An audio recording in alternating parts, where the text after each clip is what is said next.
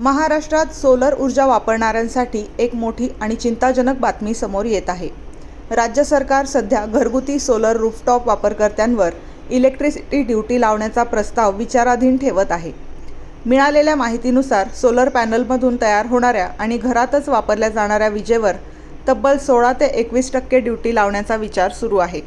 आतापर्यंत ही वीज पूर्णपणे ड्यूटीमुक्त होती, पण आता चित्र बदलण्याची शक्यता आहे। हा निर्णय लागू झाल्यानंतर फटका फक्त नेट मीटरिंग वापरणाऱ्यांनाच नाही, तर बिहाइंड द मीटर वापरकर्त्यांनाही बसू शकतो।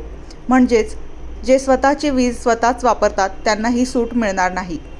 सोलर ऊर्जा जी स्वस्त, स्वच्छ आणि दीर्घकालीन फायद्याची मानली जाते, तीच आता महागडी होण्याची भीती व्यक्त केली जात आहे।